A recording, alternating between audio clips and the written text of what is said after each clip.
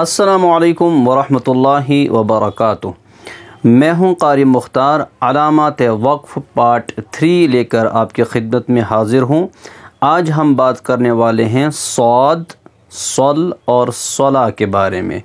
कुरान करीम की तिलावत के दौरान आपने इन 3 अलामात को देखा होगा।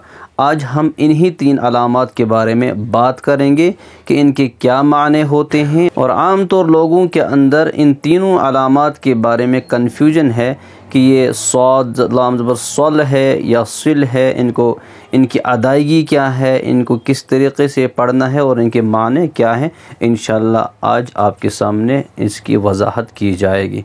तो चलिए शुरू करते हैं हम आज का सबक अलामत वक्फ पार्ट 3। आगे बढ़ने से पहले आप सबसे गुजारिश है कि अगर हमारी वीडियोस आपको अच्छी लगती हैं तो सवाब की नीयत से ज़रूर शेयर किया करें इन वीडियोस को, और साथ ही साथ हमारी चैनल को सब्सक्राइब करें ताकि आने वाली वीडियोस सबसे पहले आपके पास पहुँचे। तो सबसे पहले हम सौद के बारे में बात करेंगे। इससे कहते हैं वक्फ़ मुरख्खस। मतलब इसका ये है कि ये जहाँ पर अलामत लिखी हुई हो वहाँ पर रुकने की इजाज़त दी गई है, अलबत्ता जहाँ पर सौद का निशान हो इसका मतलब ये होता है कि यहाँ पर रुकना ज़रूरी नहीं है, बेहतर है आगे मिला के पढ़ना। लेकिन अगर आपको रुकने की ज़रूरत पड़े तो आप रुक सकते हैं, रुकने की भी इजाज़त दी गई है।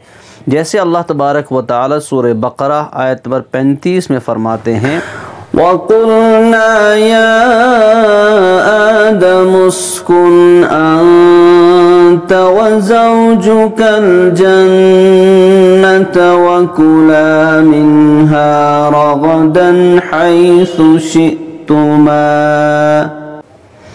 अब जैसे आपने वो हैसु शि'तुमा, उसके बाद आप देख रहे हैं वहाँ पर सौद लिखा हुआ है जो अलामत है वक्फ़े मुरख्खस की।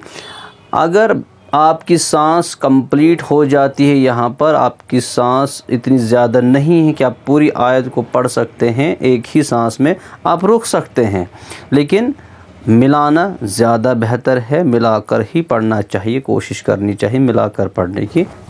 वक़ुल्ना या आदम उस्कुन अंत व ज़ौजुकल जन्नत व कुला मिन्हा रगदन हैसु शि'तुमा व ला तक़रबा हाज़िहि शजरत फतकूना मिनज़ ज़ालिमीन।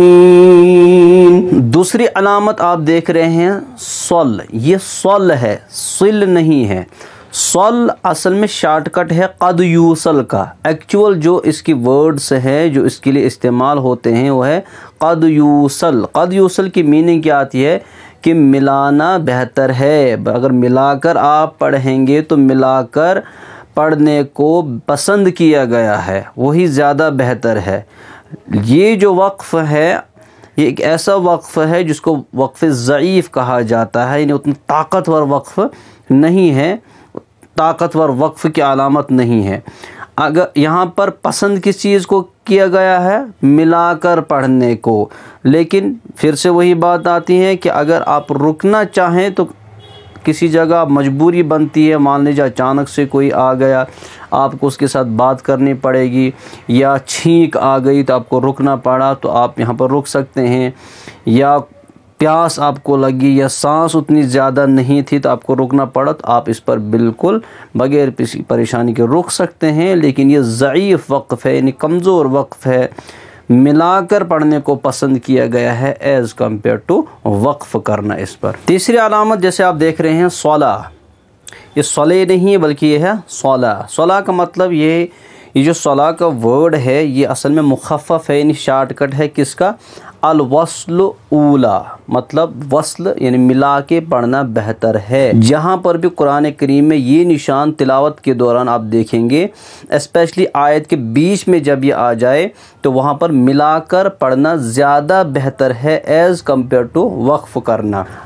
अगरचे यहाँ पर भी इन केस ऑफ एमरजेंसी रुका जा सकता है, लेकिन जो हमारे बड़े बड़े कारी हैं, कुर्रा हज़रात हैं, उन्होंने इस अलामत पर अगर ये किसी आयत के बीच में लिखी हुई है, वापस मिला के पढ़ना, वापस उठाना बेहतर समझा है, वापस मिला के पढ़ना बेहतर लिखा हुआ है, क्योंकि आम तौर ये अलामत वहाँ पे होती है जहाँ वर्ड्स का मीनिंग के एतबार से आपस में ताल्लुक़ होता है। लिहाजा जहाँ पर भी ये अलामत हो वहाँ पर मिला के ही पढ़ना चाहिए। और अगर आप वहाँ पे रुकते भी हैं, सांस को तोड़ देते हैं, तो फिर वापस मिलाना चाहिए। एक और अलामत आप देख रहे हैं ज़ा। इस ये ज़ा जहाँ पर लिखा हुआ हो इसको कहते हैं वक्फ़े मजूज़। वक्फ़े मजूज़ का मतलब ये होता है कि इस पर वक़्फ़ करने की इजाज़त दी गई है, बट तब जब वक्फ़ की कोई दूसरी अलामत दूर हो, जहाँ तक आपकी सांस पहुँच न पाए, तो आप इस पर वक़्फ़ कर सकते हैं। लेकिन मिला के पढ़ना इस ज़ा की अलामत पर, खुसूसन जब आयत के बीच में हो, यहाँ पर मिला के पढ़ना ज़्यादा बेहतर है। एक और अलामत है काफ़ की। इस काफ़ की अलामत का मतलब होता है कज़ालिक।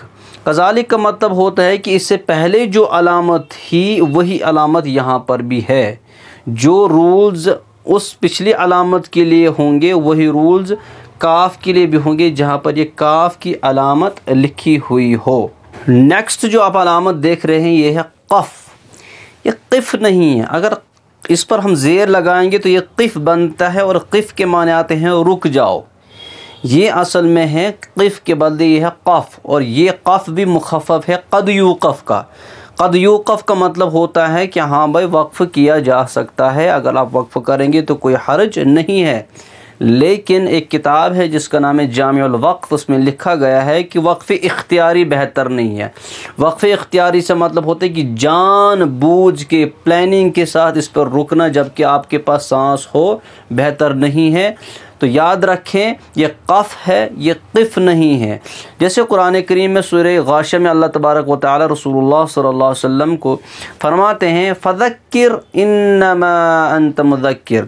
तो जब आप पढ़ते हैं फ़ज़क्किर, उसके बाद आप क़फ़ देख रहे हैं, तो क़फ़ का मतलब क्या है कि यहाँ पर वक़्फ़ किया जा सकता है, इजाज़त दी गई है, लेकिन मिला के पढ़ना ज़्यादा बेहतर इसको करार दिया गया है। वक़्फ़ इख्तियारी बेहतर नहीं है, जानबूझ के वक़्फ़ करना बेहतर नहीं है।